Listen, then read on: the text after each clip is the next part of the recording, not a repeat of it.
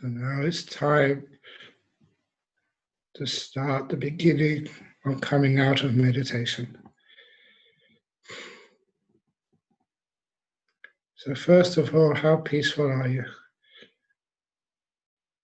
And how delightful is a mind that is at peace? The joy of being free.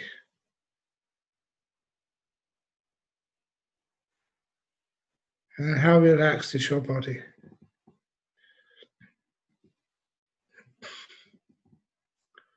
This is what meditation gives to you.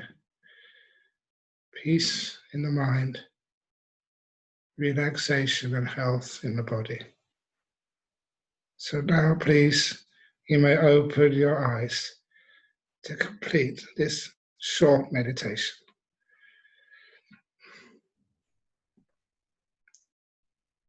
Good evening, Ajahn Brahm, and good evening to everyone else as well. Welcome to the first Zoom public talk that we're conducting jointly with Buddhist Society, Ajahn Brahm Society in Sri Lanka. So we're delighted that we have this collaboration together with Ajahn Brahm Society in Sri Lanka and also Buddhist Society of Western Australia, featuring Ajahn Brahm tonight. For those of you who may not be familiar with Ajahn Brahm, he has been a monk for almost 50 years now. He became a monk, if I remember correctly, at the age of 22. And now 23. Oh, 23. Okay. And he will be turning 69 this year. So he's come a long way. And we're very grateful that he has been able to stay as a monk successfully. So without any further delay, I know you're all anticipating to hear what Ajahn Brahm has to say about living in this world with great uncertainties. So the topic tonight is expecting the unexpected. So over to you, Ajahn Brahm. And, right. So what I shall do is to give a talk for about 30 minutes, and then we'll open up for questions from the audience. And I just put my hat back on because it's really cold here in Serpentine in Western Australia. We have entered the winter time now, the first couple of days of winter. And sometimes it's warm, sometimes it's cool, but this is life. You have to expect, whatever the temperature is going to be, and to take appropriate actions if you possibly can.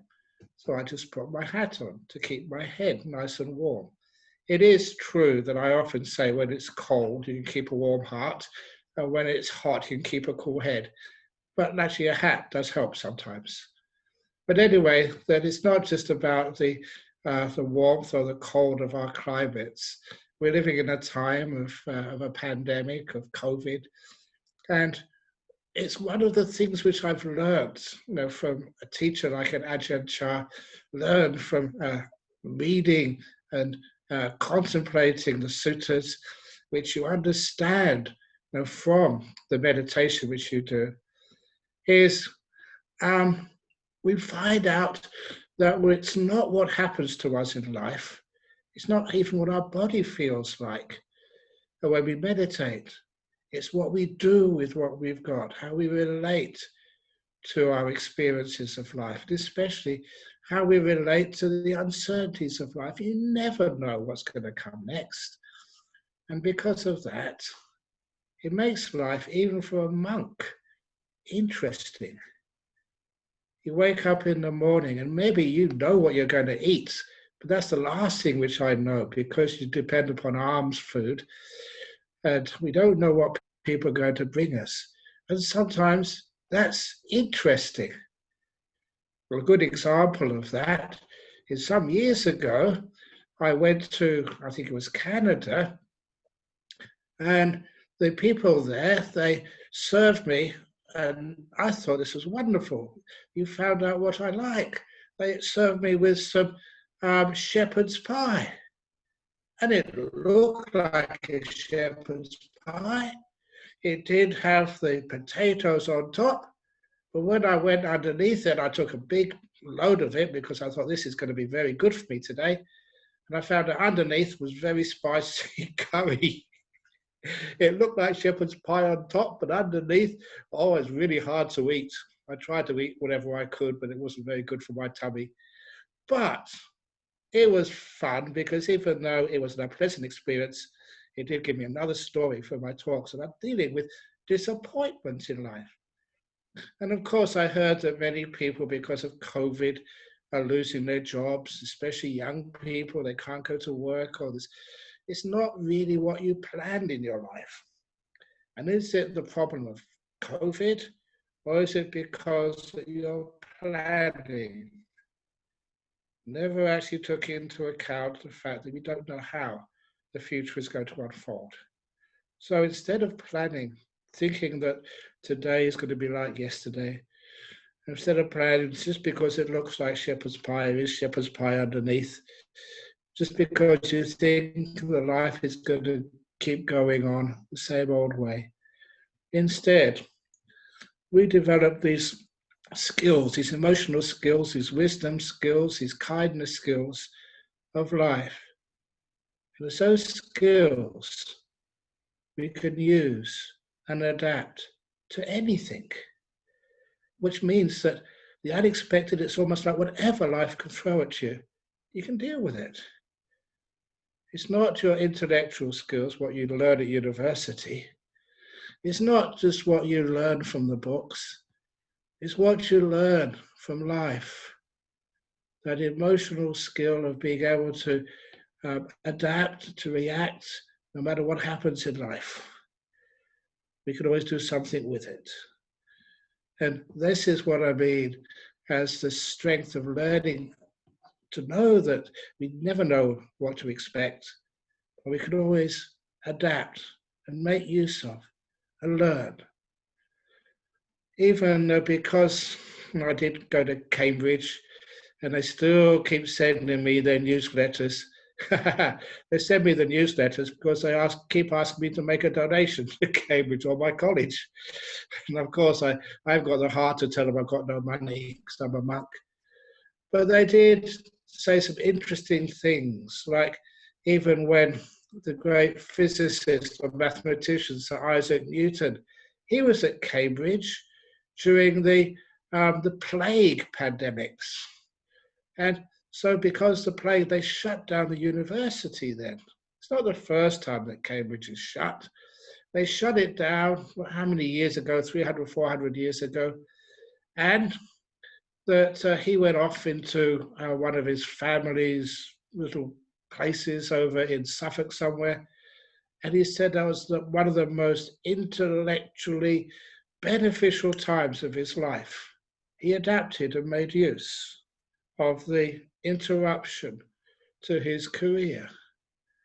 And that was just an example which I like to remember.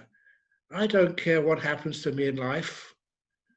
Obviously, I care what happens to me in life. I want life to go well, but if it doesn't go well, there's always some way which I can make use of it. And I've often said when I started being a teacher so many years ago, I did not know whether I'd be a good teacher or a bad teacher. I gave it everything I got. I learned as best I possibly could, and I grew as much as I could, but it could have been the case that I wasn't gifted as a teacher. And if I wasn't gifted as a teacher, I thought, great, wonderful, I could become a hermit monk. So I wasn't really worried to expect always getting what I wanted. Indeed, I remembered that that's getting what you wanted is a problem. In other words, what was I saying? I said this to some people a few days ago, and it was a quote, not from the sutras. This quote was from Oscar Wilde. When I read it, I thought, wow, this is very wise, and I'm going to write it down. And I wrote it down in a book, and I remembered it ever since. And the quote goes, there's only two tragedies in life, two tragedies. The first tragedy of life is not getting what you want. The second tragedy of life is getting what you want. And that was a very wise sort of intellectual. He was gay, very wonderful man, and a great intellectual who saw deeper into life than many other people did. And that, what does that mean about getting what you want? Getting what you want sometimes makes you lazy. Sometimes life becomes, please excuse me, a little too easy. And every time there is a problem in life, when you get what you don't expect, it can be difficult, but you can grow. And you all know the story, which I've said so many times before, about that sometimes life is like walking down the street and you tread in the dog poo, get all over your shoes. But please don't scrape it off, take it home and scrape it under the mango tree in your garden. Because next year your mangoes will be so much juicier and sweeter than ever before. And you must always remember where that mango came from, what you're really eating. The troubles and difficulties of life are where we grow. We learn, we have to accept the unexpected. It's not just losing jobs. Losing jobs gives you a little bit of a break. It gives you a break where you don't have to go to work in the morning and struggle to get to work on time and have all that stress. You can spend a little bit more time with your family and you can do some more studies. You can actually prepare yourself, work on some more studies, even like meditation or other things to improve your skill base. If you lose your job, it's not a time to get negative. It's free time to do some of those things you always wanted to, but never found the time for. So when people start hiring again, which they always do, when these jobs become available, you're really prepared. And if any other problems arise, such as like a death in the family, we have to expect death to happen. It's part of our life. As Buddhists, it should be a little bit more comforting for us to know that if somebody dies, they're just going to get a new rebirth, maybe a much better body, maybe a much better place to live, like in Perth, Western Australia, in the next life. or you may be able to have an opportunity to have a heavenly life, or at least to have a better new body. Sometimes I think people are crazy. They're very old bodies and they're sad when they get a replacement body to live in. In other words, they die and get reborn. I mean, would you do the same to your car? If you've got a car and it gets old and very hard to look after and needs so much maintenance and makes so much noise, obviously you don't look for death, but when death happens, it's like a release for you. And when young people die, sometimes that's the amount of their karma, that's all they have. And they can always get a new rebirth later on. But whatever happens, we look at life in a different way, in a way which is positive. And so when the unexpected happens, and it's what we're really talking about here, it's not the unexpected when you win the lottery. That was unexpected. I never saw that coming. No, most people worried about the unexpected when rotten things happen to you, unpleasant things, when suffering happens. When suffering does happen to us, we learn how to make the best use of it. Now, for general advice on these difficult times, there was this story, which I haven't told for a long time, but really impressed me, was of the emperor's ring. The young emperor took over the kingdom from his deceased father, and every time things were going well in the kingdom, he would have a party. Every time things and celebrations and carnivals and the like. And every time things were going bad in the kingdom, he would just retire to his room and sulk and get depressed. And the ministers realized, well, you can't teach a king just by telling him. You have to be a bit more subtle. If he gets upset, he could cut your head off. So they asked themselves, what should we do? And they came up with the emperor's ring. The emperor's ring was to put on the outside of this golden ring the simple words, this too will pass. And he had to wear that ring on all occasions. So when things were going well in his life, in the kingdom, in the country, he would always look at the ring and say, this too will pass, when things were going well. But sometimes we forget about that.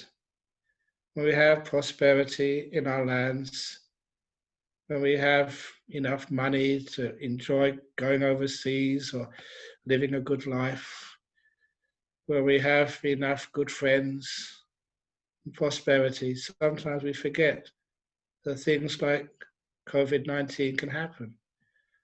There can be disasters like tsunamis. There can be political problems when people just don't do the right things. They should know better, they're in power. But this is part of our life's journey. So when even good things are happening, we make sure we do the very, very, very best. Work hard and take into account that bad times will always come, so that we can preserve the good times as long as possible, instead of just enjoying and partying. And when the bad times come, we don't get depressed. COVID-19, problems in Hong Kong or in the United States or wherever else in the world, when there are problems, we don't get depressed. That's wasting time. That would make the bad occasions, the bad actions, the bad news last even longer. Instead, we do whatever we can in a peaceful, gentle, wise way to lessen those problems and to make sure that we're kind to people.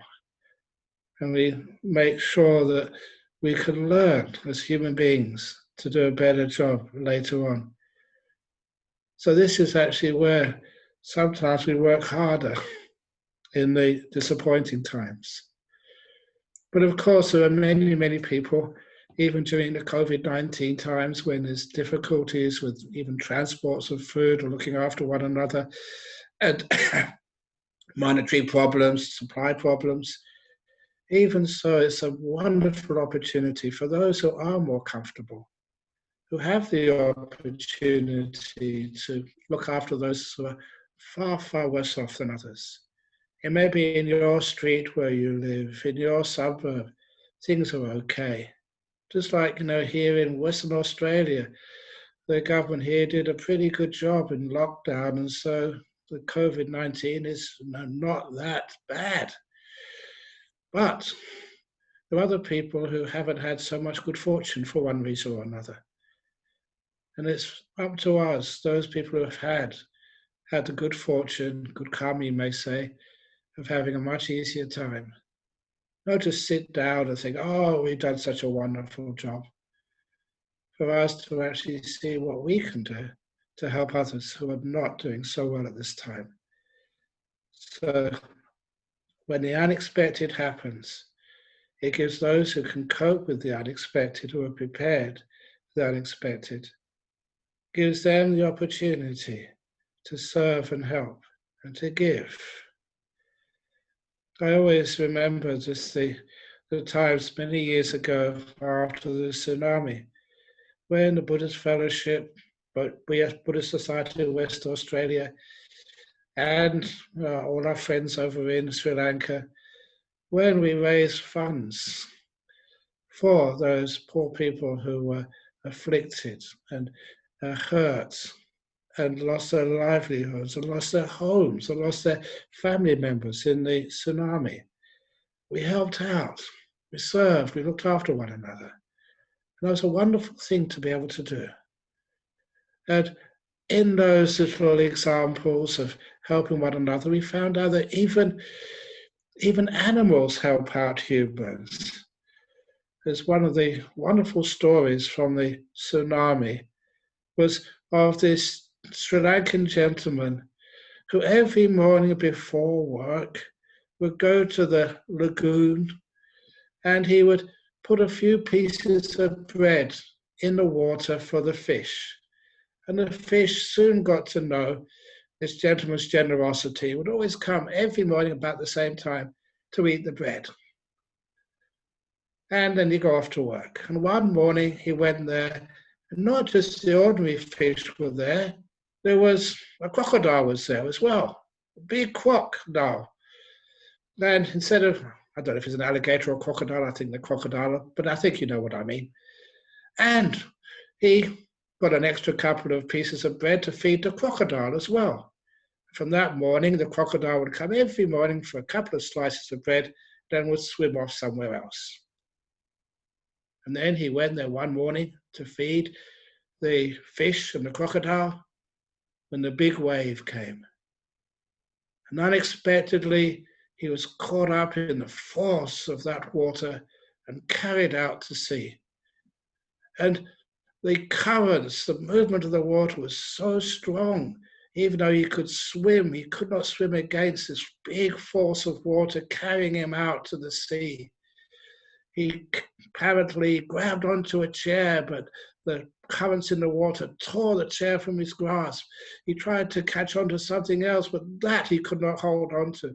But finally, he saw a log of wood. He grabbed onto that, and he held on tight. At least he wasn't going to drown yet. But then, that's when he noticed something very strange. That log of wood was flowing in the opposite direction to everything else. Everything else was going out further away from shore, but the log of wood was going towards the shore. It was going closer and closer to safety. And he realized he was a bit confused because of the panic of being so close to losing his life. He sort of understood what that log of wood was, but only when he got off on the shoreline, jumped off and got to the shore, did he realize that was not wooden. That was his friendly crocodile who saved his life. I love that story because it just shows crocodiles usually eat people. But of course, he wouldn't eat a friend. In times of disaster, in times of tragedy, be kind if you possibly can. Look after somebody. Not only does that bring it like light into the darkness, joy where everyone else is worried, a sense of hope where there's anxiety. It also is making great good karma for your future. Just because things aren't going well, it doesn't mean you can't make good karma. There's so many different ways of making good karma. It's not just making donations. It's not just doing your duties to your parents. It's doing your duties to anyone you see. Anyone, just a little bit of kindness, even like a smile to someone who's a little bit miserable. That helps. And it makes you feel good. When you give to others, you always get back. It's like Newton's law of action and reaction, equal and opposite. That's like karma. What you give, you get back. You get back in happiness and joy. You're a good person doing a good job. And that makes the life much, much more joyful for everyone. And it's great that sometimes you say, oh, the unexpected is a disaster. I can't pay my bills. I can't do this. I can't do that. It's amazing that what we do learn is some of the most wonderful things of especially a Buddhist life. Not just how to care for others, but how to live a more simple life oneself. Sometimes when people lose their jobs or there's problems in their life, they can't live in the house they used to have. They have to downsize. What a wonderful thing it is to downsize. Those of you who see me now, this is a little office where I do so much of my work, just writing books and responding to emails and all that stuff. My cave is just a few meters away. That's where I meditate and sleep.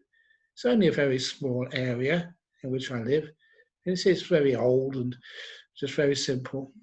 But I love that simplicity. But maybe some of you who have to downsize simply because you can't afford a big place, simply because you haven't got the job to support your lifestyle.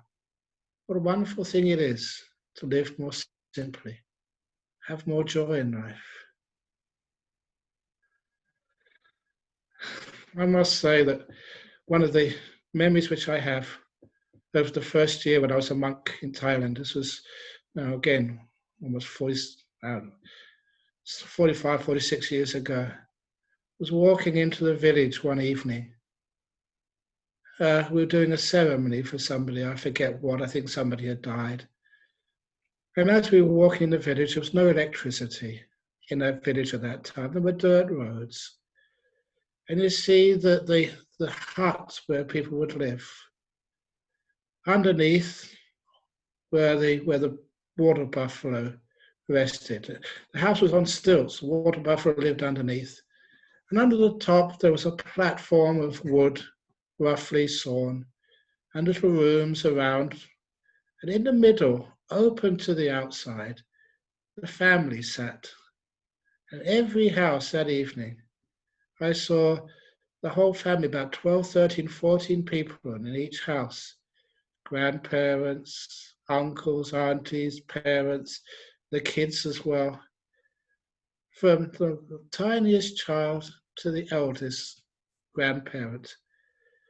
And they were sitting around an oil lamp, but not an ordinary oil lamp you buy in the shop. There was just some kerosene and a wick made of an old piece of rag.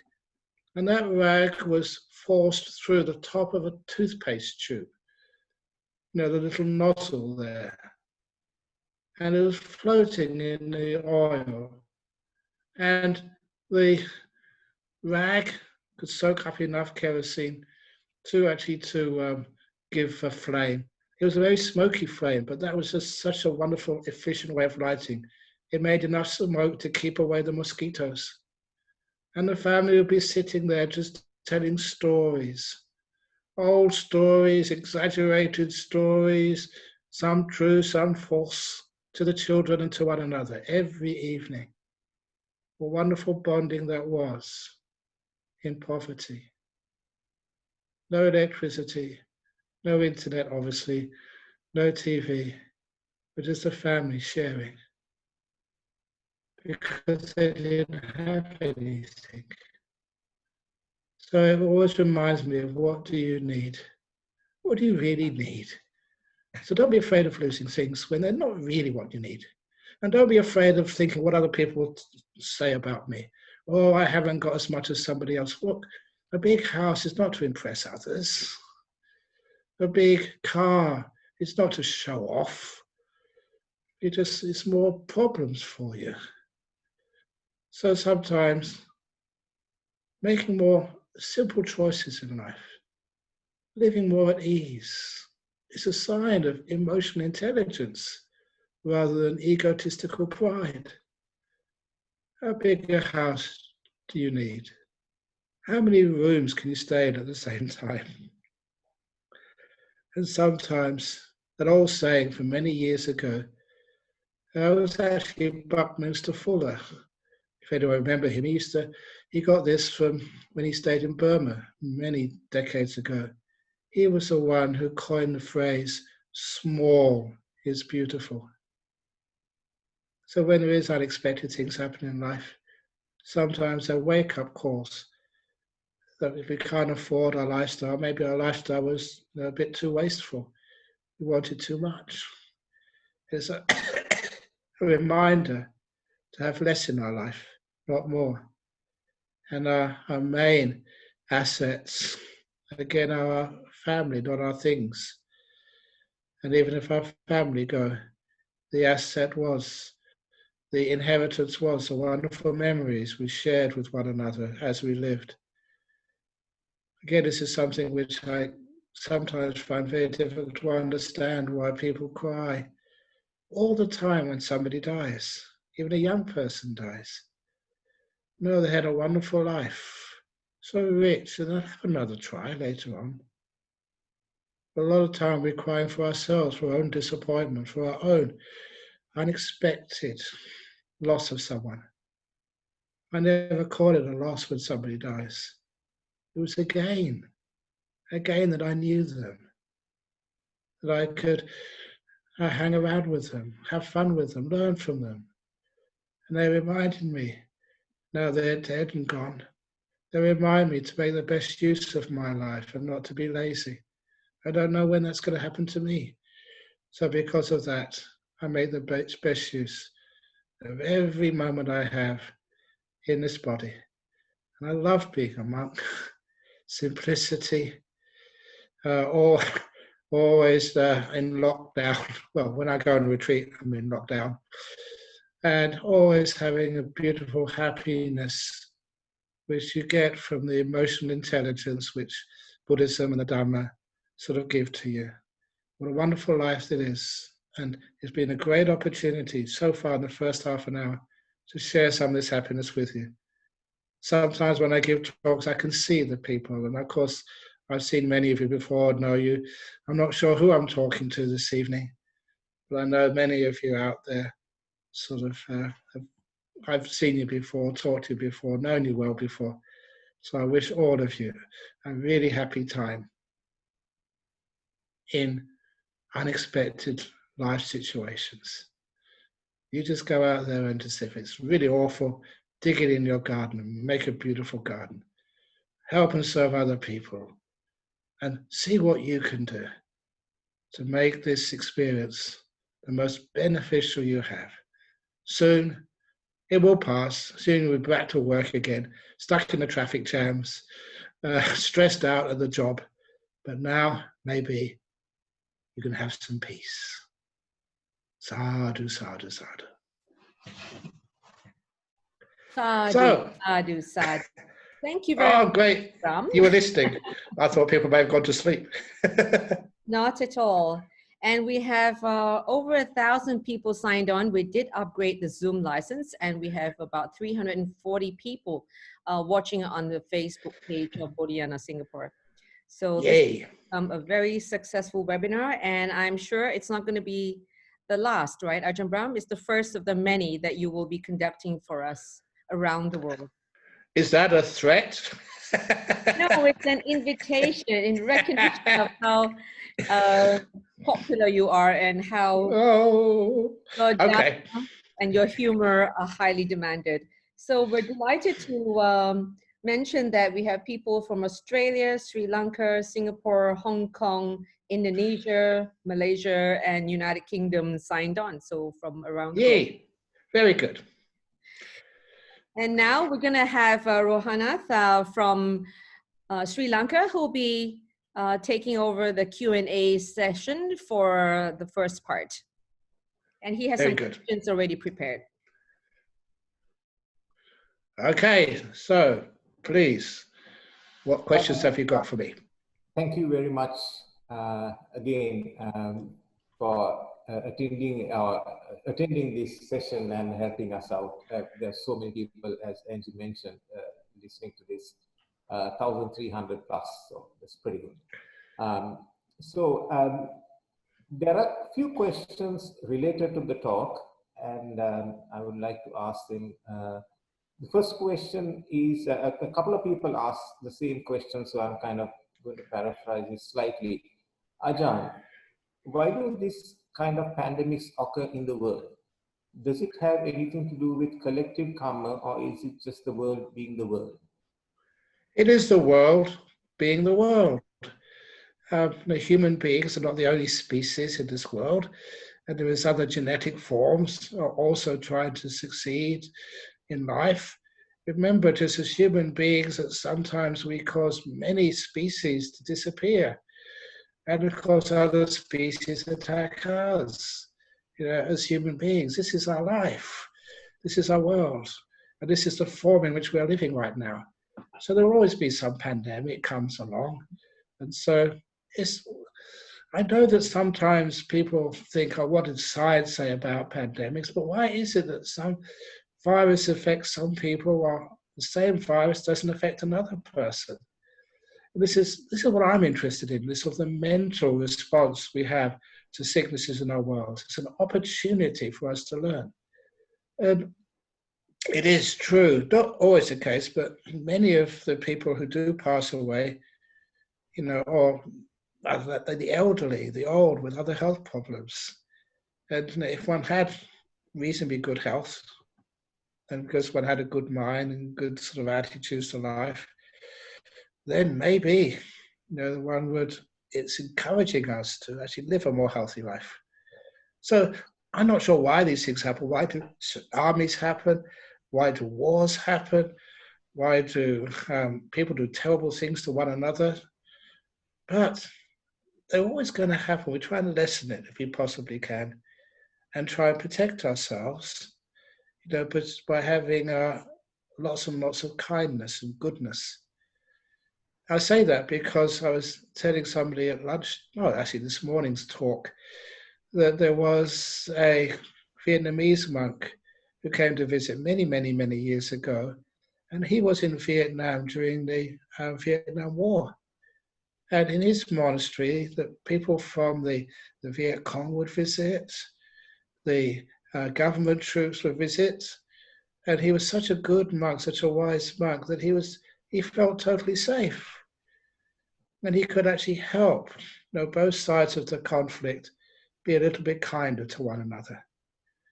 So there's always things we can do to lessen the problems in our world. So I think that's what these pandemics do. It's why they're caused, was it because of somebody did something wrong? Well, forget about that for the time being. It's here. So let's deal with it first of all. Let's help one another. We can find out why later. Just like the person who was shot by the arrow in the Buddhist Sutta. Why did they shoot the arrow? What class was they? What caste were they? Whether male, female, old or young? No, you get the arrow out of your body first of all. And then you try and find out who shot it. Okay? Thank you, Ajahn. The next question is also on the same lines. At a time like this, most of the worldly people look for spiritual protection. What would you recommend for Buddhists? You covered that bit, but this is more on the lines of Sri Lankan Buddhism of chanting. So I think if you can cover a bit more to that side, it will help. Because we see, not just chanting, we have seen where people organize global meditation sessions at a given time. We see people global chanting at a given time, and so on. I know one thing is that people need to do something, because people feel so helpless, they feel victims. And in order to overcome the negativity and depression which comes along through victimhood and hopelessness, at least we can do something by doing some chanting. But instead of doing chanting, which takes a lot of effort, a lot of time, it's wonderful if we can maybe do some charity. Finding people who haven't got enough food and actually going to take food to them. Just being kind to people. Because that is a much more powerful use of one's time. I'm not saying that chanting doesn't work. I do a lot of chanting myself. And one of the reasons why it works, I think, is when I tell someone I'm going to chant for them, for their happiness and well-being, then they know that I'm going to do that and they have confidence in me. There's a connection there. And the chanting is actually using the connection of the person doing the chanting and the people listening to it, or the people knowing they're being chanted for. That connection there can inspire in the same way that in football matches, when you had your supporters chanting for you, you'll never walk alone. You know which football team that was. That really uplifts the side, and they perform so much better. So the same when you have your supporters, especially the monks you feed and give donations towards, you know that they're chanting for you, they're supporting you. That means a lot.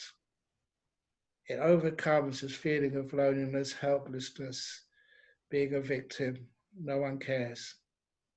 Just the act of caring by spending time doing chanting for something is really important. So yeah, chanting is great, but there's much more to it than that. So don't just, yeah, go on. 25 questions now posted online, and I think Rohanta's got another 10 questions on his list. So I'm going to run through some of those questions posed live here. I'm very grateful for having a safe job at the moment, but there is little joy in my work. Yet I'm scared to change my career, afraid to take risks. What can I do to bolster my courage? Okay, first of all, bolster your joy at work.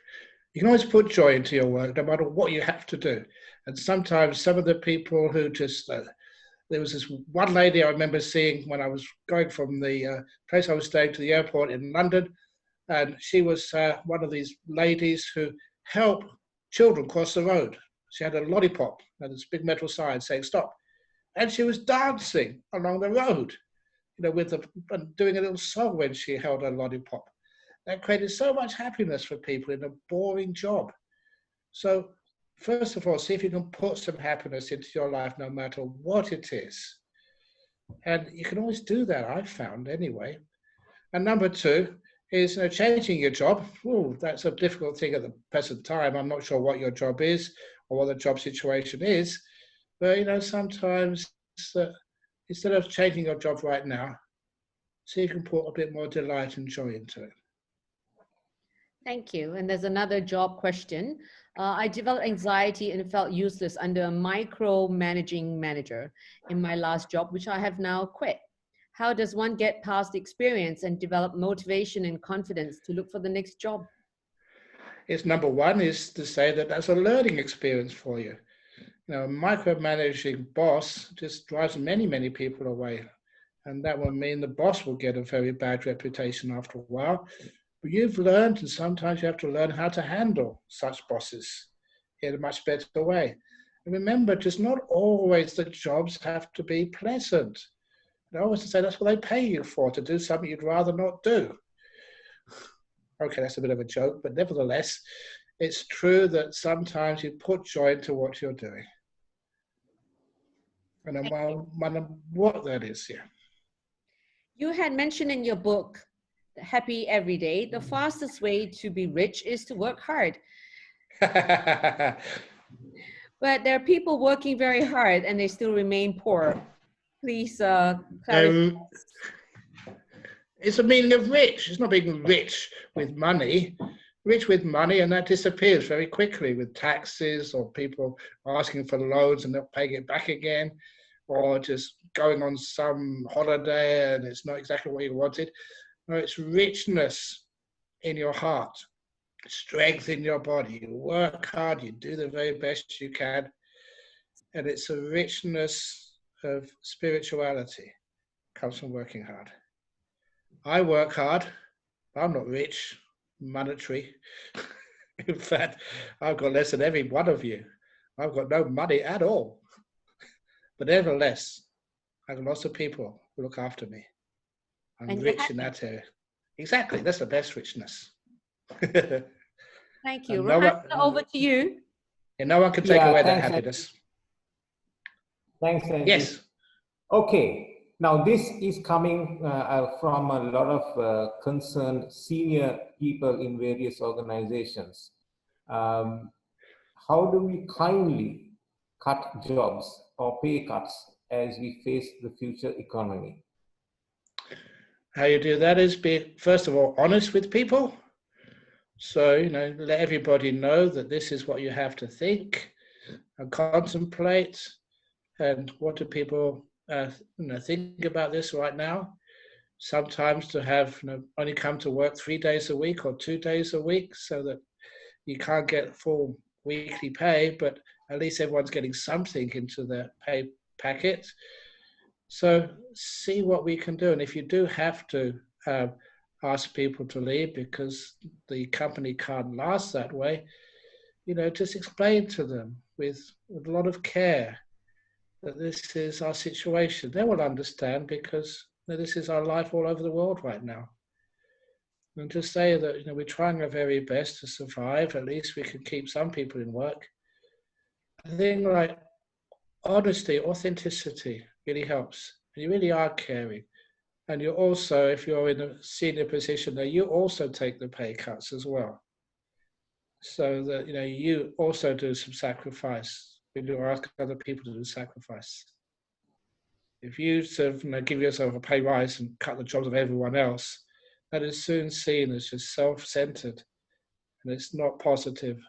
You will not get the support of your workforce. Okay. Thank you, Bhakti. Angie, okay. You have a question? Because on the same topic, I have only a couple. Then we have a few more, the more serious ones.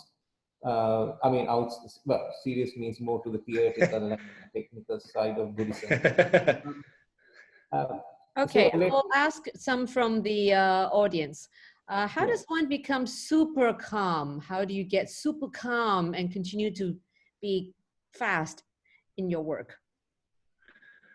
Oh, this is learning how to do one thing at a time, being focused.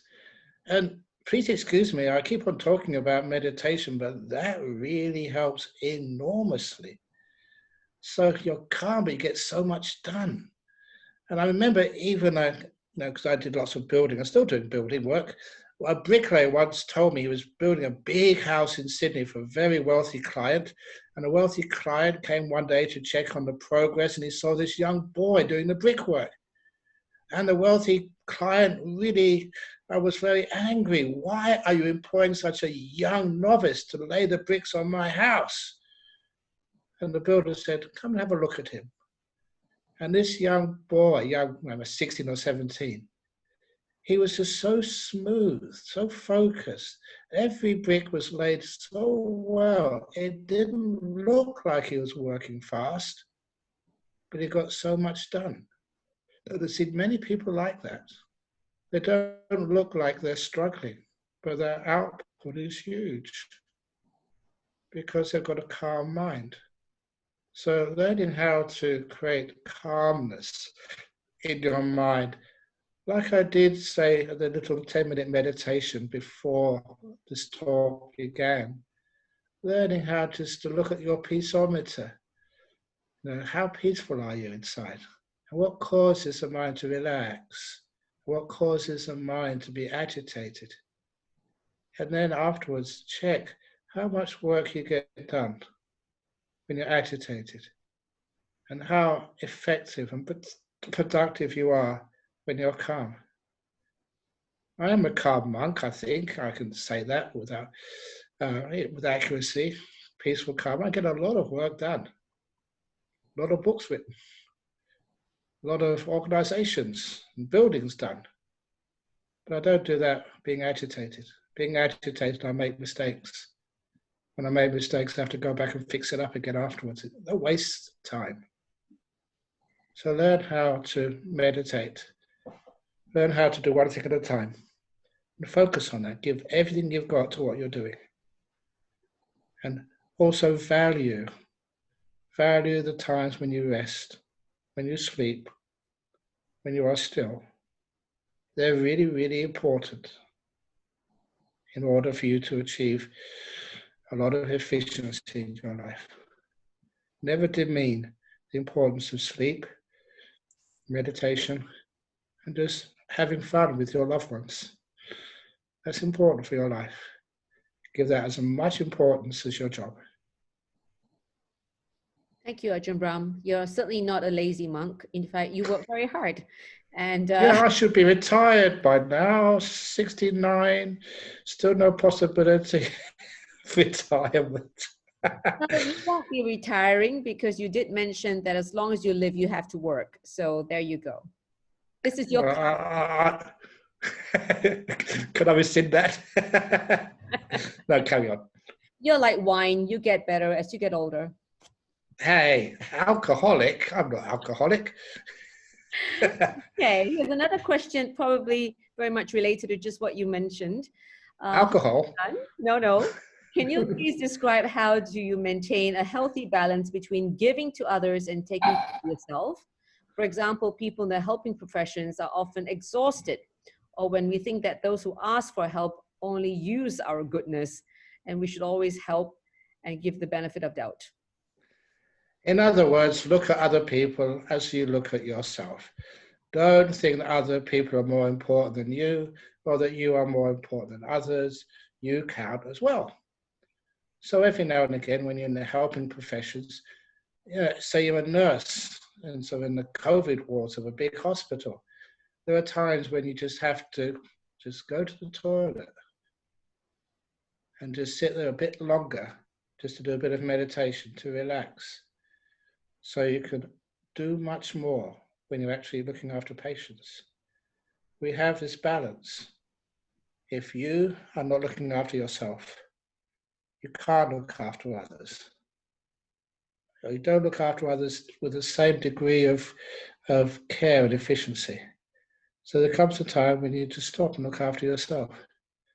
If you can't care for yourself, how can you really care for others? If you know how to care for yourself, you know how to care for others. And to be able to look after yourself in the caring profession, if you don't want to know how to do this, there's a couple of tips. First of all, Ajahn Chah's tip, always remember to be the dustbin.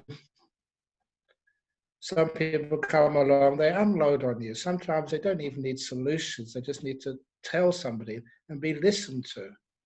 And then after they've dumped all the rubbish inside of you, make sure you're a rubbish bin with a hole in the bottom so you don't keep anything.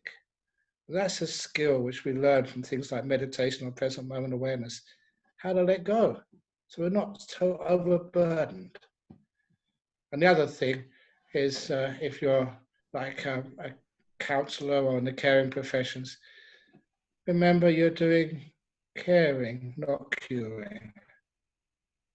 Because if you cure, that sometimes you get so disappointed, so frustrated that the person in front of you, you can't cure them. They've got a sickness, or there's no ventilators available, or whatever you do, you know they're dying. But make sure you care for them, and you always feel successful. That's actually the difference between caring and curing. Curing is just putting the problems that, in the future, kicking the can down the road. Someone's going to get sick and die, and you're going to suffer immensely when you feel so disappointed that you didn't do the right thing. But caring, you can always do that. People live or die, make sure at least they're being cared for. And you really are a carer, not a curer. Thank you, Ajahn. And now just a bit of switch of gear, and I think this is a fortune teller question here. Do you think Trump... I thought that was coming up.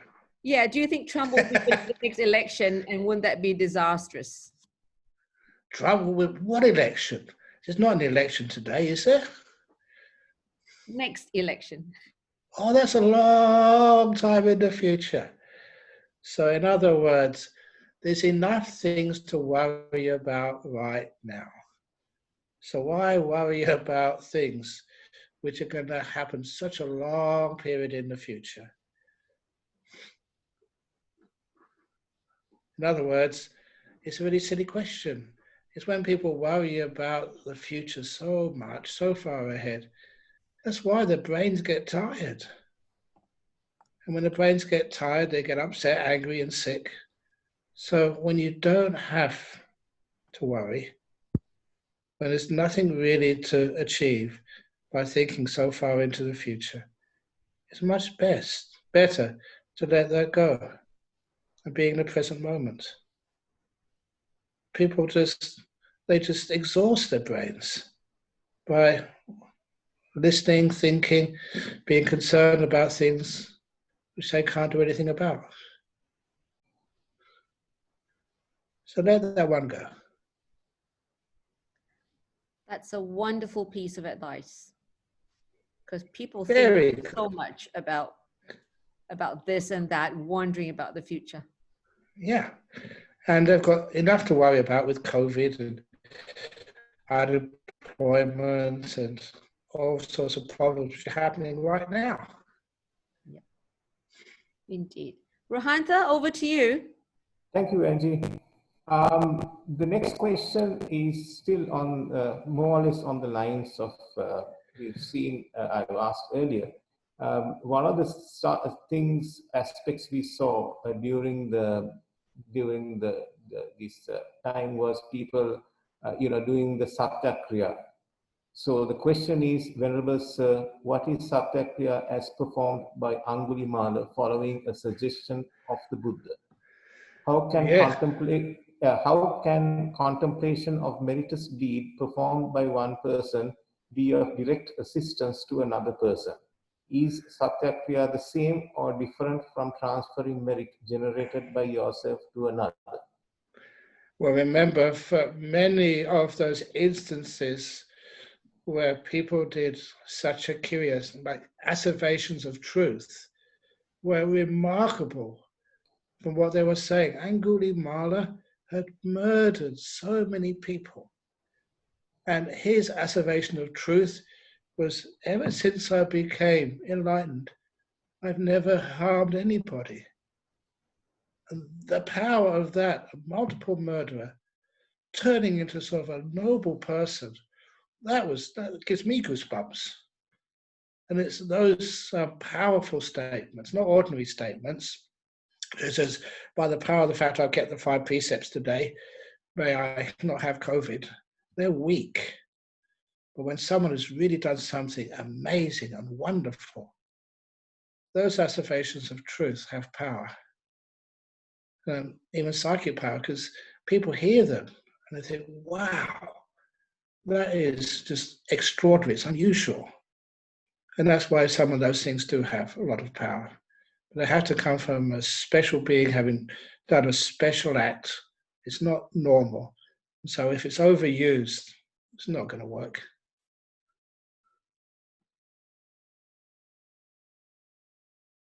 You still there? Thank you, Ajahn. Thank you, Ajahn. Angie, do you have any questions?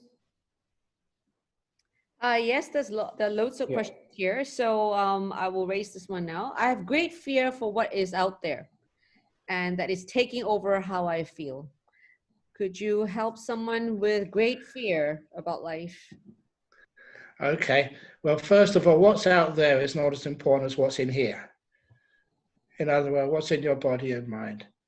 So see if you can become at peace, with your body, to learn how to relax it, become at peace with your mind and energize it. But when you're at peace with what's in here, your body and your mind, in other words, you practice some meditation, practice some Dhamma, then you go out there in the world and my goodness, you have no fear. There was, for example, a story of this Hindu saint, I think in Brooklyn somewhere, many years ago, and he went from giving a talk somewhere back to his temple, walking alone at night time. And he got confronted by a gang of bad people. And they said, hand over your money, Mac, apparently they said. And he said, excuse me, sirs, but I don't have money. I'm a Hindu holy man. Don't give us that. Give out your money or we'll knife you. And he was so peaceful and kind that he just explained to them, just knowing that I'm a holy man, I've given up money and things like that. And I just help teaching people. I've just been out to give a talk to help somebody. And he explained his lifestyle and they were just so impressed. So they said, oh, I'm terribly sorry, sir. They told this man, this Hindu man, terribly sorry, sir. Sorry for bothering you. Have a wonderful evening. And they let him walk home. And he told that to some friends, and the friends told it to the newspapers. The newspapers were stunned that these people would actually call him sir and let him go. And it was because of his goodness, because he'd found out what was in here, inside his body and mind, and had managed to calm and bring up kindness and wisdom, that when he went out there into the world, he was just so incredibly safe.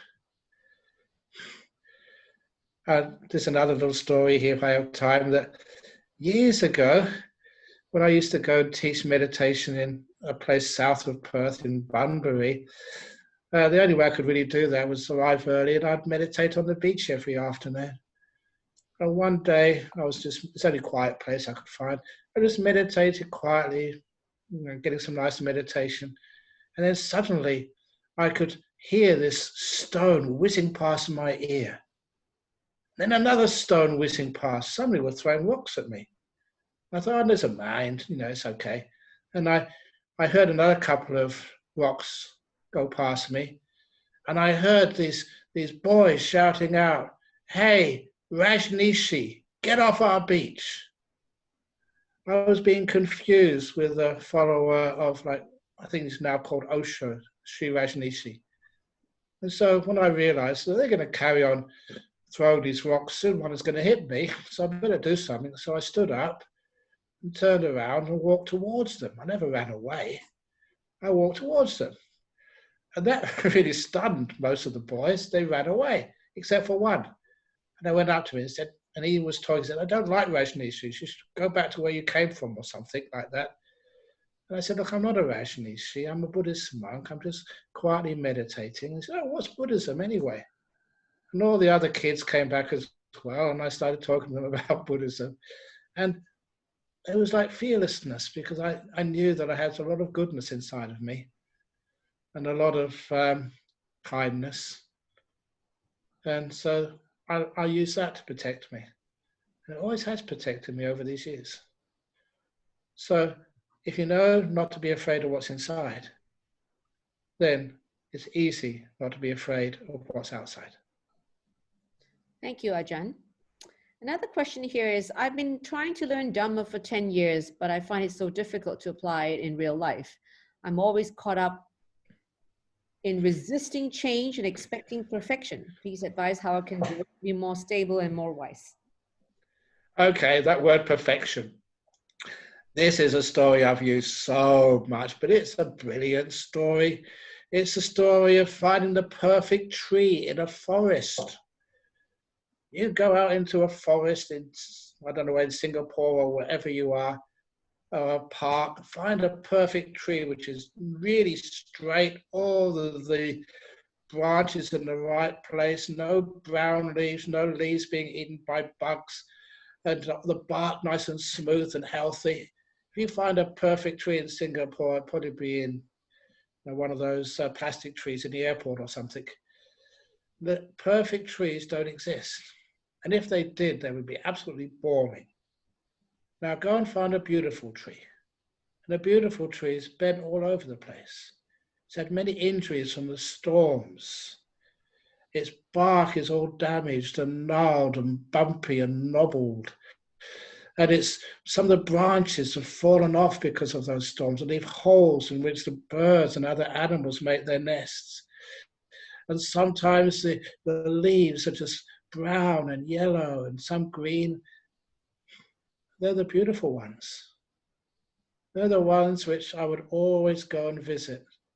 Ones where I'd want my photograph to be taken. They're all bent, gnarled, and damaged by life. They're the most beautiful ones. And I tell that to many people who have had a difficult time in their life. I say, if you feel you're damaged by life, been treated unfairly, been bent, gnarled, and wounded, please remember, number one, you belong. You're part of this wonderful forest we call humanity. You belong. Number two, the more damaged you are, the more beautiful you are. I don't mean that just to say something nice. I mean, truthfully, the damaged trees, the ones which are bent, gnarled, all over the place, they are some of the most delightful trees to take photographs of. So put perfection in another way. Call it beauty, delight, reality. And then this Dhamma, wow, it just shows you where we have words like perfection, we misunderstand what it really means. When we understand what it truly means, then we're at peace. Yes, it's much easier to be imperfect. Yeah. Oh, I'm terribly imperfect. All the jokes which I did. I haven't told a joke yet. There was this man, and he he told his wife he was going to make a bicycle out of spaghetti. His wife said, "That's impossible. You can't make a bicycle out of spaghetti." He said, "Just wait for half an hour." Half an hour later, he rode past her. Yeah, somebody got that very bad joke. Okay, that's not perfect, I must admit. Okay. It's the best I've got. You can say it a few more times and it will be perfected. Okay. Next question is, when you ignore what people says, do you think that's being selfish? Yes, being stupid.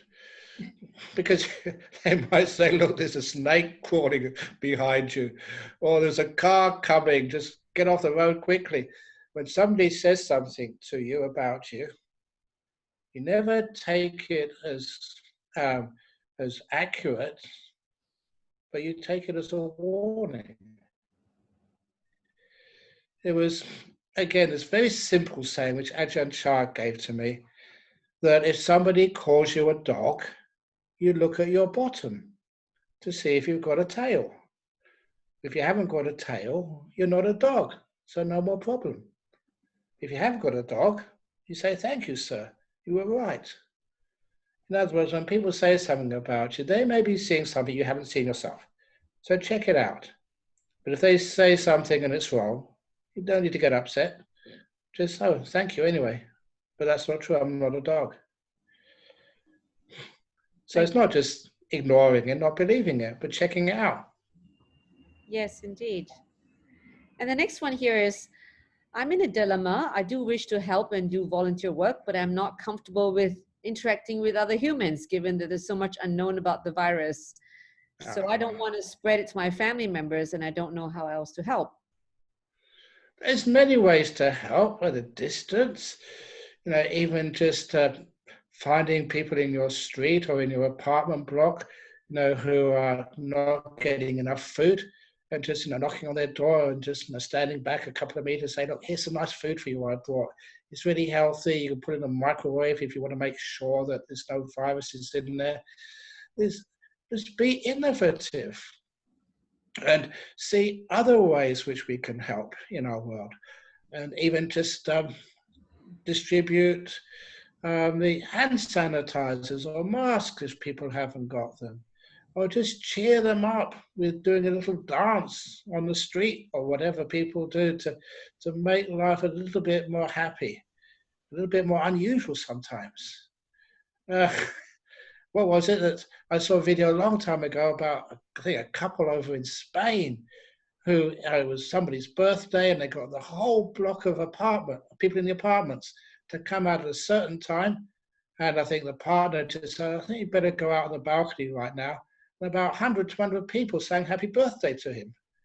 Little things like that, bonding, doing innovative things, is to cheer people up. You can't actually go to a birthday party, but voice and sound travels much further than the 2 meters of restrictions and social distancing. Social distancing, it should really be called like body distancing or physical distancing. But kindness just knows no distance. And that kindness does not carry diseases. That kindness heals diseases. And it makes a person giving it feel so much better as well. So find innovative ways of helping and serving. Thank you, Ajahn Brahm. In Singapore, there are more people getting infected by by mosquitoes and coming down with dengue than COVID-19. Please teach those mosquitoes to social distance. Tell them they're only allowed to become within 2 meters of human beings. Thank you. Over to you, Rahanta. Do you have any more questions on you? There are a whole bunch. Let me ask something that is fairly relevant. Give me 1 minute. Sorry.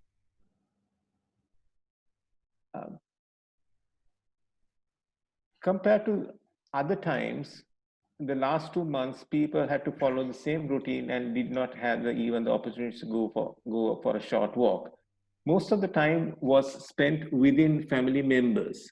Many describe this as boring. Why being with those whom we love can be boring, and how can we make our relationships more lively? Because you always do things the same way, do things differently. You know, just obviously playing games, whether it's Monopoly or card games. A lot of times people expect to be entertained instead of actually putting entertainment into your life.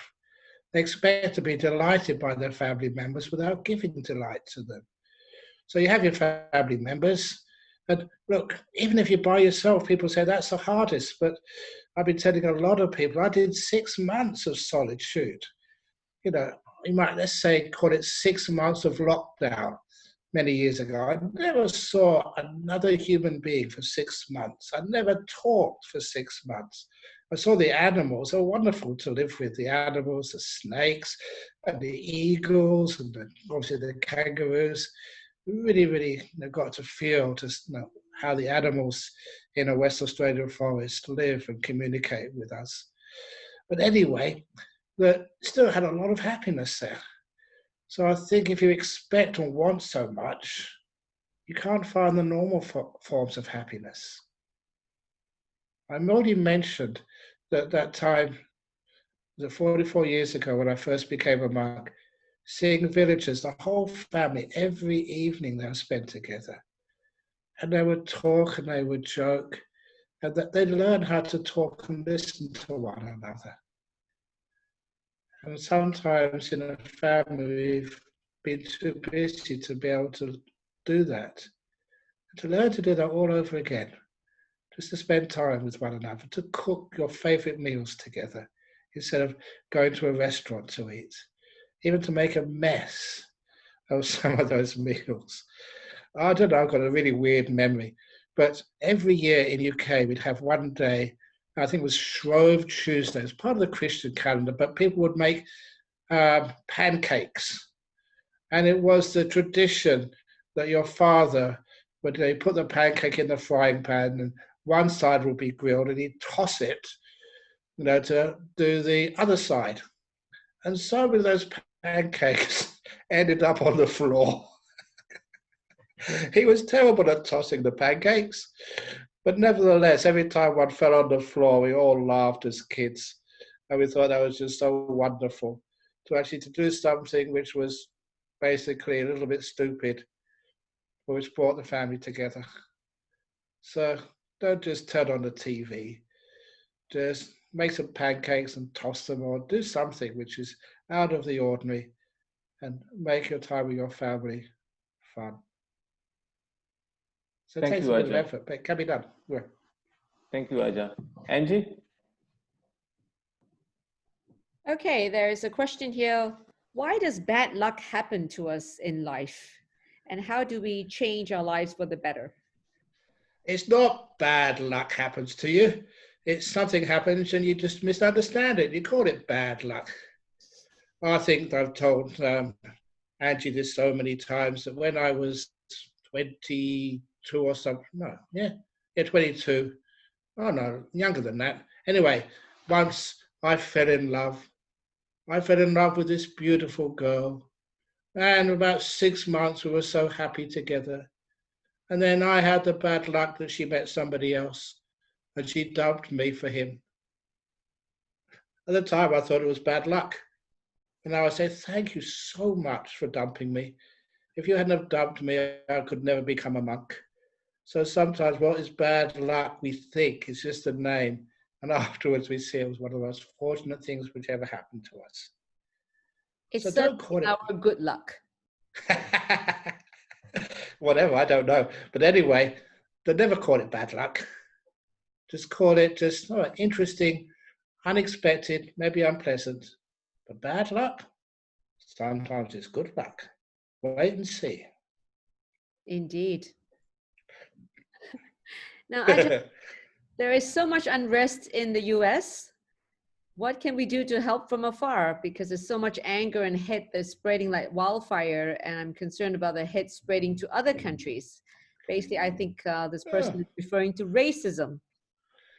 Well, one thing was one practical thing which I thought had been sort of solved in the United States. It's just when you have schools, school boards, to make sure you have people from all religions, all races, all types of people, even people who are disabled, all go into the same class. Because kids, they have this wonderful wisdom that they don't see color, they see a good friend, and they just hang out with their friend. And if you make those good friends when you're very, very young, that sometimes that what we call color blindness, it just maintains into your old age. When we segregate kids, we segregate kids because of their race or their religion or because of their abilities.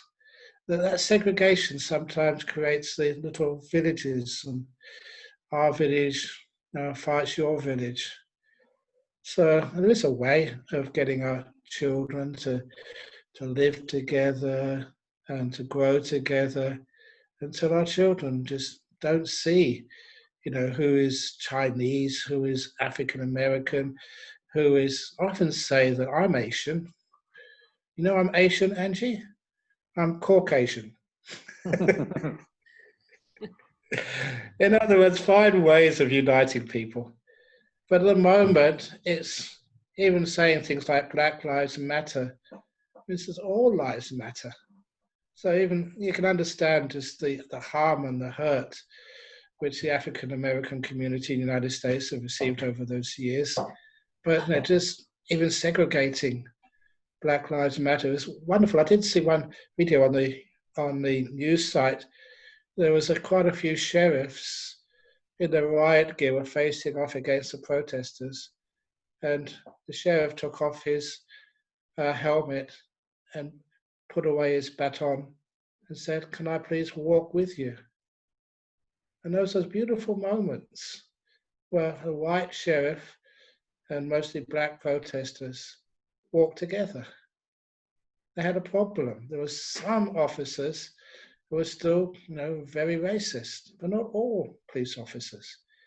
There were some black Africans who were very violent, very angry, but not all black Africans or black Americans. And so it's actually those ones, who haven't got those problems should make the effort to join one another and to show the violence, even in the United States. There's more people in the United States who are peaceful than who are violent. But it's those with the biggest mouths and the loudest mouths make most noise. Violence is heard. Peace goes undisturbed and people forget it's there. And I may be just out of touch, but I'm sure there's many more peaceful people in the United States than there are violent people. But the peaceful people never get on the news. Thank you, Ajahn. So some people are struggling with COVID-19 and the uncertainties of life, but what about life trauma? Like abuse being young or something bad? Abuse trauma, obviously, that sort of stuff should never occur anyway, but if it has occurred, what are you going to do about it? And of course, there are ways of healing. And one of those ways of healing, again, it's one of my favorite stories, because when I found this out, wow, the fact that this works was, I never thought that a story like opening the door of your heart could actually go so far. But when I went to this organization and they showed me what they were doing, it was the Association of Survivors of Torture and Trauma. People who come to Australia as refugees, and what they'd gone through was just horrific. I mean, it was just gross in the extreme. These underground dungeons or military camps somewhere, boys who were raped and tortured girls the same multiple times, and You'd think they would have died, but somehow or other they either escaped or were liberated and found their way to Australia. Physically they were safe, but emotionally they were still back in those torture camps. And how did they cope with that trauma, which was really gross? And somebody suggested, they said they did this open the door of their heart technique when they felt safe and confident in their own time, never using force or pressure. They would sit down and imagine a little heart in their chest, like a what's it called, like the Valentine's Day heart. Something simple to imagine. And then they imagine double door in the middle.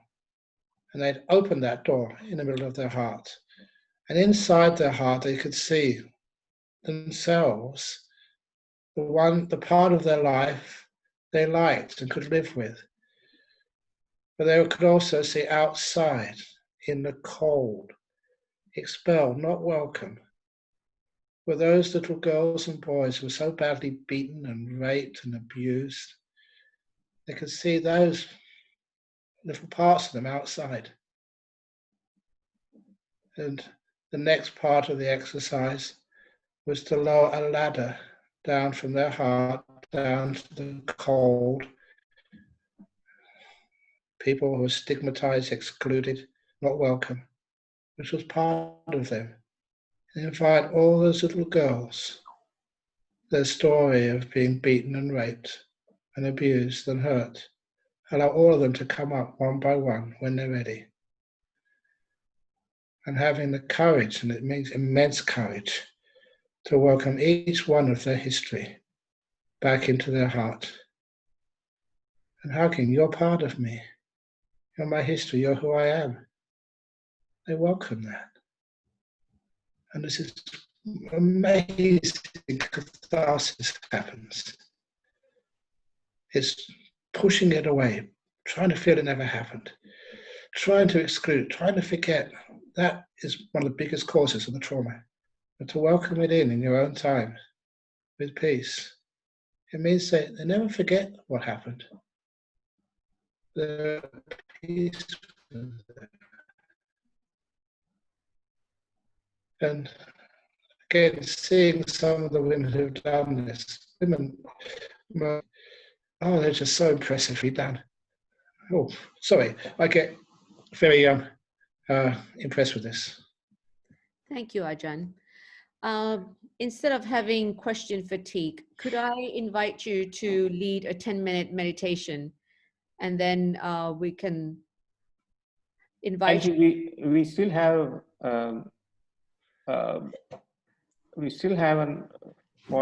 another 40 minutes, right? Yes, that's why I can do more. Yeah. Want to just kind of take a break here and do a 10-minute meditation, because yeah, sure. If Ajahn needs a break, by all means. Okay. Do a 10-minute meditation, and people can meditate in the toilet if they need to go to the toilet. So let go. Okay. So do you want to guide the meditation, or just to do it? Please provide a guided meditation as requested by some people. Very good. Okay. So please, sitting down or lying down, wherever you are, it's not important. But to check your posture with your eyes closed. How do you feel? And develop this wonderful attitude of making peace, being kind, and being gentle to your own body. So don't fight feelings in the body, just make peace with them. Sometimes it's like having a ceasefire in a war. We're not trying to control or blame, we're making peace. And part of making peace with our body is being so kind to it. Sometimes the injuries or the hurt in our bodies because we've forgotten it, we haven't cared for it. So sometimes I say to parts of my body, I apologize for not looking after you. Care for your body. I look at my body like a separate being to my mind. So my mind sometimes says, thank you, body, for looking after me. Thank you for allowing me to speak and to serve. My brain for allowing me to remember and to see things. And my digestive system for being able to digest and give me energy. So I have gratitude for my body. And I'm gentle with it. I don't put it in meditation positions which are hurtful, thinking that I can overpower the pain with just endurance. I'm gentle with my body. If I need to move it, I will. If I say that to my body, it doesn't want to move. It wants to relax and be peaceful.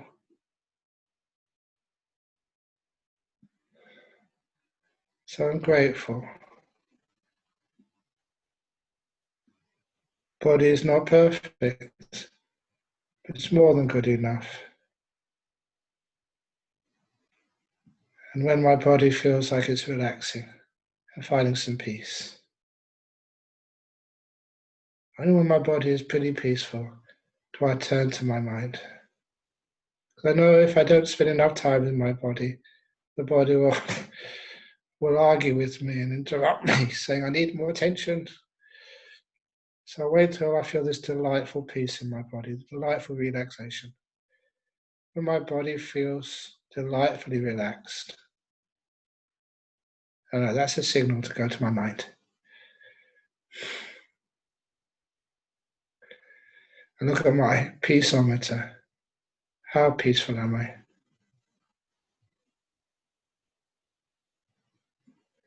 suppose I shouldn't really be that peaceful. I've been working, answering questions, sitting here. I feel very peaceful. When you've been working by giving, you find a lot of energy and peace. I can see in my mind it's energized and peaceful. And now make it even more peaceful.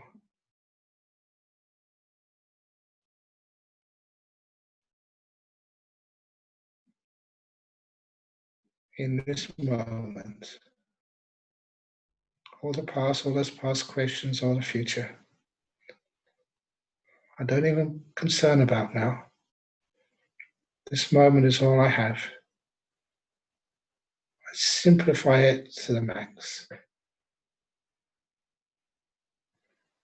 Just being in this moment, the mind becomes so much more peaceful. It's like a lot of work has been let go of. The work of trying to fix up mistakes of the past. The work of worrying about the future. Come to this moment now.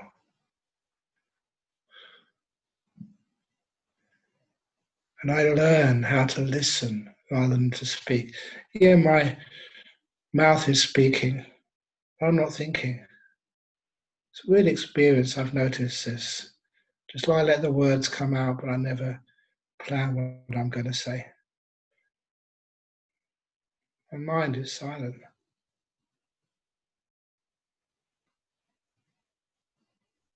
The silence is profound. It's delightful.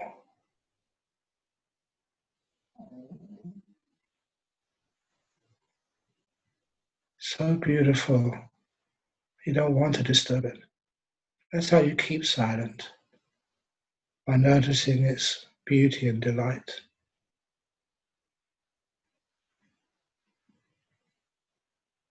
And then it's just my habit. I start being aware of my breathing. There's so much gratitude to my breath. Maybe not spending any attention to my breathing. I'm sleeping, I'm meditating, I'm eating or doing other stuff. My breath always does its job. Always brings oxygen into my body and takes the used matter out. And I read that people with COVID have such difficult times breathing. So I'm so grateful, breath, that you're doing a wonderful job right now. I feel so lucky. And that makes watching the breath so easy. And watching it with care, with gratitude.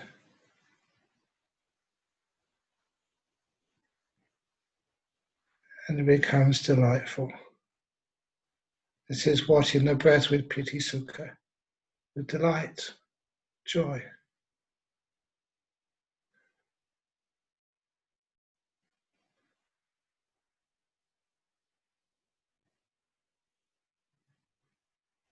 That's all I'm observing.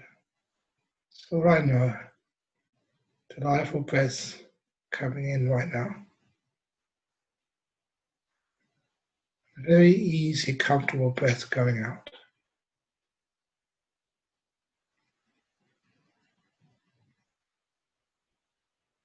I don't force anything. I don't aim for anything. Just relaxing in this moment. Not wanting anything in the whole world. Just quite content, being delighted by this momentary breath.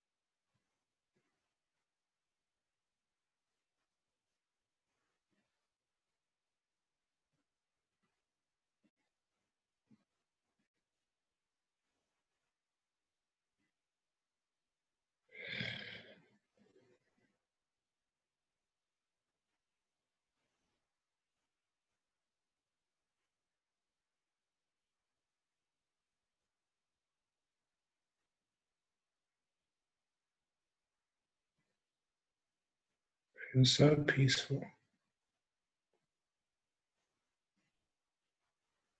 So joyful.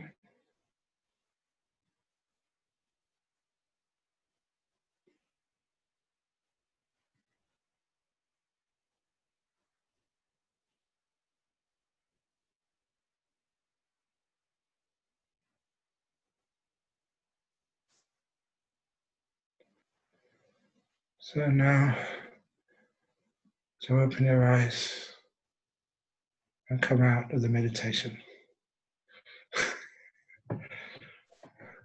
Thank you, Ajahn Brahm. Well, thank you. Good job I came out then, and if a few moments longer, you'd have lost me. Yes, especially when you don't have any feedback from the audience and you're just speaking to a screen. It Yeah. can be hard going. Oh, yeah. Okay, how can one deal with the anxiety that comes with this unprecedented time? As I'm expecting to deliver a baby in a few months' time, will I Oh, great. the virus if I go out and then end up infecting my family? No, very unlikely. So, in other words, if you go out, you wear your mask, keep social distancing, you'll be quite safe. I mean, people know now with COVID that you know exactly how it works. You have to be pretty close for a longer time. You know, just very unlikely to just get 1 or 2 minutes next to somebody. But and you're going to have your baby there. And if you're anxious, that's what you're really infecting your baby with anxiety. And COVID will pass, but anxiety can last a long time in a person. And of course, your baby feels what mother feels. So see if you can give this positive energy to your baby inside. I don't know how many months you've been pregnant now, how many months till you give birth, but the anxiety is something which I think you should be more worried about than the COVID, without being anxious about the anxiety. So go out and have some joy, have some happiness, and be careful, and I think you'll be fine. Thank you, Ajahn. Rohanta, would you like to ask some of your questions? Yes, please. I'll be changing gears slightly and going a bit more to the other aspects of Buddhism. Ajahn. Okay. One question is, during the time of the Buddha, lay people attained stream entry or sotapanna while listening to the Dhamma. Is this a possibility even today? If yes, what are the prerequisites she should have to have such an attainment? This is a common question, and you see that some of the people who listened to the Dhamma from the Buddha and were declared to be stream enterers were the people who tried to assassinate him. So that was really weird when I first heard that. And I think the solution, what I feel is accurate, is remember there's two paths to being a stream winner. There's getting on the path and getting the attainment. And what the Buddha is saying, people have enormous faith in the Buddha's teachings. They are counted as being a sadhanusari. That was having faith, a follower. And because they have enough faith, really confident, and they're going to follow the Eightfold Path, it does mean that by the end of their life, they'll be a stream winner. So because the stream winning is certain, they're even called a stream winner now. In the same way, it's the only simile which I've found. It's not a good simile to say, if you've done some very, very bad thing to some gang members, they say you're a dead man walking. You're not a dead man walking, I'm still alive, but your death is certain, they say. So you just tantamount to being dead.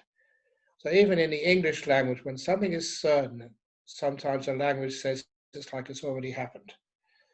And I think it's the same with the Pali, that when a person listened to the Dhamma and they really had faith and some understanding and they were going to follow those teachings, then they were tantamount to being a stream winner.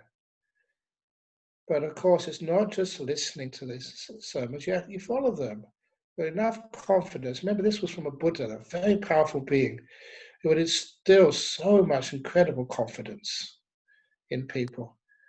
I would say a few words, and always remember those words said to Bahiya, in the scene, let it just be the scene, in the herd, just the herd, in the cognized, smelt and tasted, just that, in the touch, just the touched, in the known, just the known.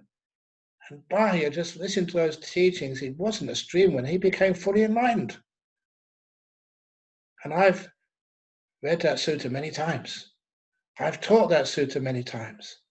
And I've taught it in public many times. And no one yet has become fully enlightened when we said that sutta. Why? It's because where it comes from and the power of those people listening. So it's not just listening to the suttas, it's listening and understanding them deeply. Thank you, Ajahn.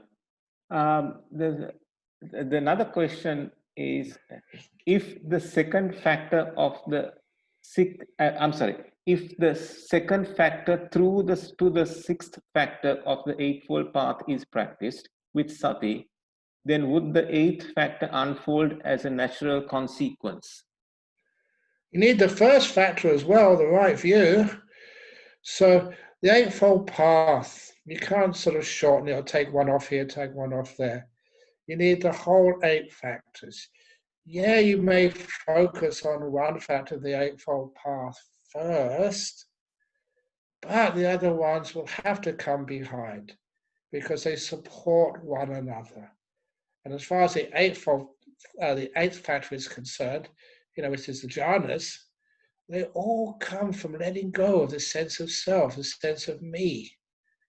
And that's part of the right view. So each one of the factors of the Eightfold Path has to be focused on, has to be practiced. I think you all know that my favorite, not my favorite one which I spend a lot of time talking about is the second factor of the Eightfold Path. And I've already mentioned it already. Make peace, be kind, be gentle. The right motivation, where you're coming from. The first translation, making peace, is not the most accurate, but people understand it. It's really like renouncing. Meditating not to attain, but to renounce. Renounce the sense of self and renounce the sense of self-attaining things and owning things and possessing things. Renunciation. Nekama. And the kindness and the gentleness. One of the reasons why people try to become a stream winner, try to become enlightened by forcing and practicing so hard, sometimes you're never going to get anywhere.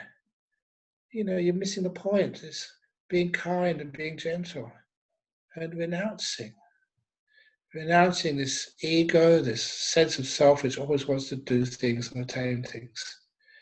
It's not like going to university. This is something totally different. It's peaceful practice. So you need a whole eightfold path to attain, but a lot of these things, they do happen naturally. It's just part of the path. When you let go, then the jhanas happened. Simple as that. So thank you, Ajahn. So we are fairly sure, for example, that the yogis in India, the Hindu yogis, for example, they do attain jhanas. As much as you have said, there are possible instances where even the Christian, some of the Christian monastics may have achieved jhanas because they describe it in such a way. So what is missing from that versus, so you get the jhana, but what's missing there? Why don't they progress along the kind of the eightfold path? Is it because the other factors are missing? Yeah, especially right view is missing. Okay. Thank you, Ajahn. So the next question is from Venerable Damita. Dear Ajahn, can you kindly lay out for us the key important aspects of the right view, the big picture, which comes into play in day-to-day practice? It's just non-self. And sometimes you focus on non-self. It doesn't belong to me. This is not me, not mine, not a self. You look upon that and just keep contemplating. There's so much of us we want to try and protect. Everything else is non-self, but this part of me, no, this is real me. This is the original mind, the ultimate sense of who I am and stuff like that. It's all just preserving a self somewhere. It's much more fun not to have a self. So in other words, the self does things. That's its job, that's its function. And so when you do things, you can never be still and peaceful. When that self starts to vanish little by little, you do less, you're more still, peaceful, let go more and more and more. And there's these beautiful states of mind, the bliss states of jhana, they come quite easy when there's no self doing stuff, interfering. It just starts to give you the insights. One of the biggest problems is this self and its will, and it's just wanting to be conscious, wanting to know. So little by little, the sense of self disappears. Of course, that's, sometimes some practitioners, they focus on self, sometimes they focus on anicca, the cause and effect nature of life. Sometimes they focus on suffering and happiness. But I always think that the anatta non-self is the one part of Buddhism which stands out, makes it different from all other practices. Thank you, Ajahn. Angie? Thank you. Sometimes people don't know how to meditate and the purpose of meditation, and how does it lead to Nibbana? That's a big question. But first of all, how to meditate is very wonderful these days. You can get guided meditations online from really, obviously, good practitioners. Make sure they don't charge money. If they charge money, there's something terribly wrong with that. They're doing it for another purpose, unless it's just to cover cost or something. But the real ones which have experience are doing it out of joy of giving. Then you may be able to give a donation to them later on, but just however much you want to give, you don't give, that's all the same. So those are the very best. And so the guided meditations, and the guided meditations which you like, which make you peaceful, not which force you, because there's far too much force in meditations these days, and people sometimes are very fragile, and they can break so easily with force, with lots of kindness and lots of gentleness, just like the Buddha said. So you find a meditation which works for you, and it makes you peaceful, and that by itself gives you a great purpose, just to find some more peace in life. When you find peace in your mind, your body does become healthy, or at least healthier, and it's much easier to deal with other people. You can just watch how your mind works and how some stupid things which it does. And once you see it's a stupid thing, you can laugh at it, it doesn't happen again. Or it happens much less. And you realize that little by little, you're getting into some very peaceful states of mind. And eventually, either you get close to or you experience these deep jhanas, and this is a totally different experience for you. And what you're experiencing is things which you always thought were permanent, always going to be there, just disappeared. And things like your will or your body and some of your consciousness, it's not really who you are. It's a great experiment. And I look at that like a physicist, which I was trained as. You're really getting some new data. And also, should not be underestimated, that when you meditate, your mind becomes empowered. It sees things more clearly. In the sutras, it's called the 5 hindrances, which block wisdom, which weakens your stillness, gets suppressed, which gives us a wonderful opportunity to see clearly. That's what happens when you meditate. You get far more clarity of mind, far more energy of mind. You can see more, feel more, enjoy more. It's like you're waking up. And little by little, as you wake up more and more, as your mind becomes energized more and more, you soon become fully awakened. And that's in part of the word is Bujati, the Buddha. You know just how the Buddha felt. Because you've woken up. So it has many different angles, but meditation is just so brilliant. Thank you, Ajahn. How do you find the purpose of life and become a monk? Oh, that's an amazing purpose of life.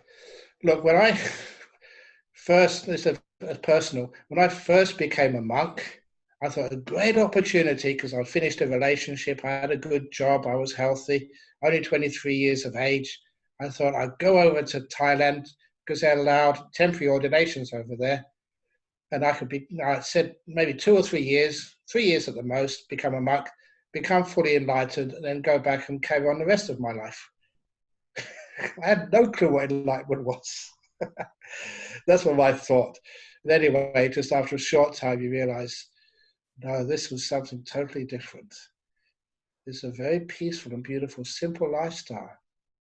And lots of kindness, lots of wisdom, but just even the lifestyle of living an honest, moral, virtuous life and having few things and being so happy.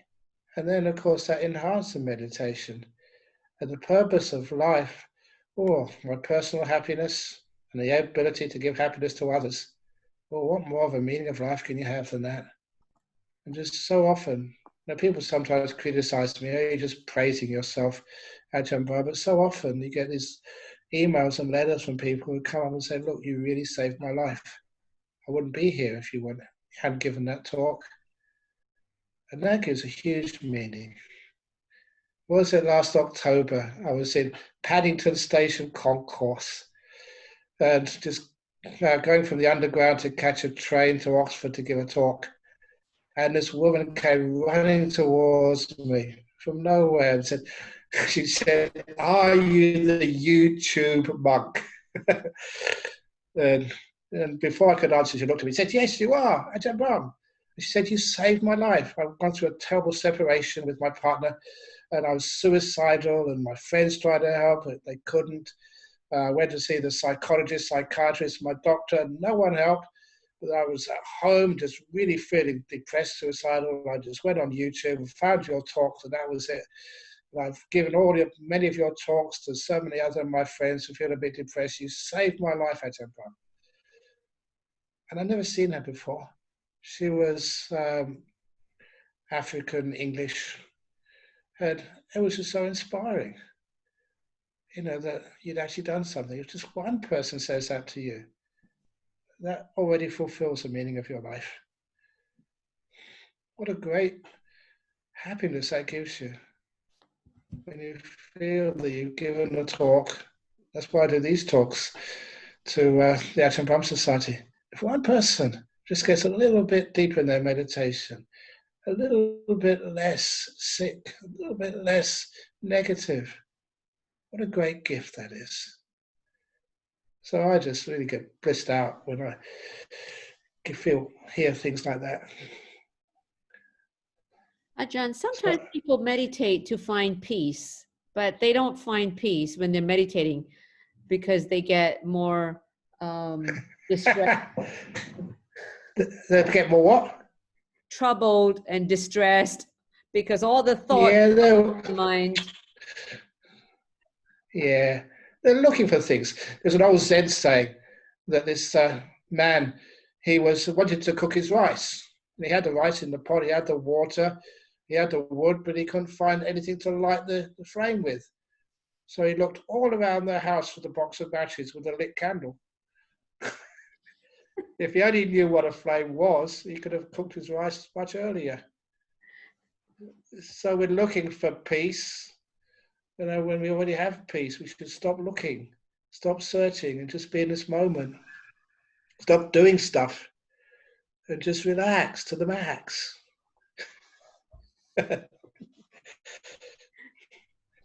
People are always attainers, always trying to get something. And that's always too much wanting.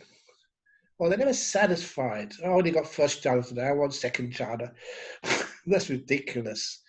So instead of actually wanting stuff and trying to attain, learn how to be content and easily satisfied. Learn from this moment. Care for it. Never try and cure it. Thank you. Make peace. Yeah, carry on. Well, we're 8 minutes before 9 o'clock, and I know this has been a long 2 hours for you. No, it hasn't. Oh, okay. It's been a short 2 hours for you. It's been just one moment. So could you end this session before doing a blessing for everyone to answer some of the questions which I'm combining here with regards to COVID-19? Because people are worried about their jobs. People are worried that they might get COVID-19, and people are worried that, the government's not doing too much or not doing enough. So could you please address this? Worry is a health hazard. So if I could give you a mask or a sanitizer for your mind to get rid of the worry, that would be wonderful. And not so many people get sick. So first of all, don't worry about things. Now, you haven't got COVID now, great. So enjoy this moment. And you haven't lost your job today, great, enjoy. And when you have joy and energy, you work much harder, more efficiently. Imagine a person going to work and they're worried about losing their job. They're not focusing on the work which they're supposed to do. They're worried about getting COVID and they're not looking crossing the road to get hit by a car because they're worried about getting COVID when they get hit by a car. So there's so many stupid things when we worry about something which we can't really help. So if you are going to worry about things which are right in front of you right now, where you can make a difference. Otherwise, the way we use our brain is just totally crazy. Worrying about things we can't do anything about. What a waste of time. Thank you very much, Ajahn. Rohanta, do you have any last question to pose to Ajahn before we request Ajahn Brahm for a blessing before Yes, he goes? yeah, thank you. There are so many questions. I'm just trying to get a quick one so that Ajahn can hopefully not be too stressed out or too much worked out. Dear Bhante, in my meditation, so these are meditation ones, so it's very important. Bhante, in my meditation practice and trying hard to improve my practice, my main problem / hindrance is one is sloth and torpor, or on the other side, it's restlessness and worry. What advice can you give to overcome this?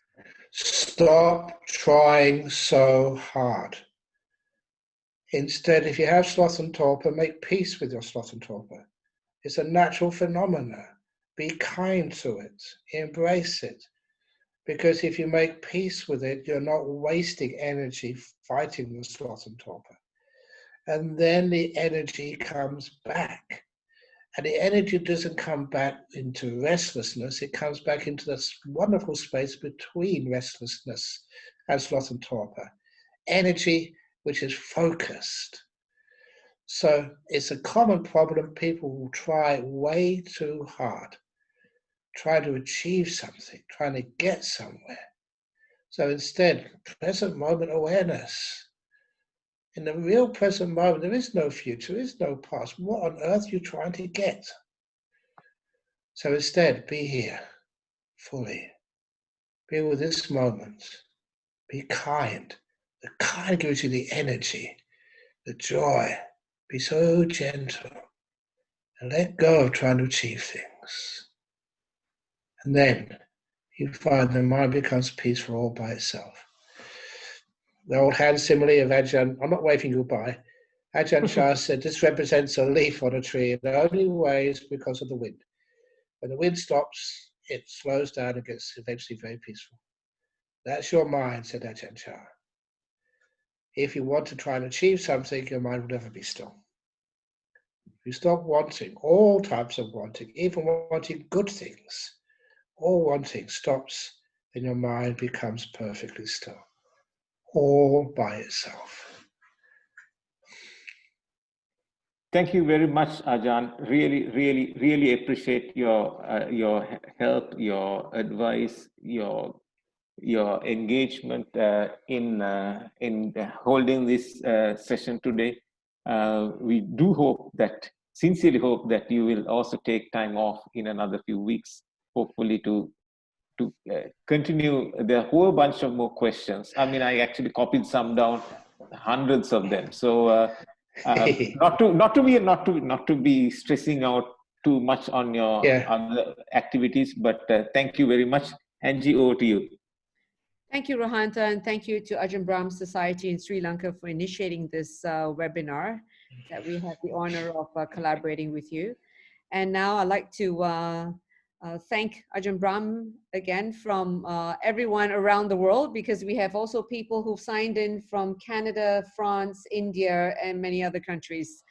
And before we end, Ajahn Brahm, could you do a blessing, a chanting for everyone in the world to be accepting of whatever arises in the world, because we have no control. Exactly. So anyway, this is a nice wish for your peace and happiness. So, Sabbaroga vinimuto sabba santapa vajito sabba viramati kando niputo chatuangbawa sabitio vivajantu sa Rogo inasatu mate pawanwantarayo suki digayu gopawa apiwadanhasilit sanichang Vuta Pachalino Chataro Dhamma Vatanti Ayuano Sukhang Bala. Sadhu, Yeah, good. sadhu, Sadhu, sadhu. sadhu, sadhu. Sadhu, sadhu, sadhu.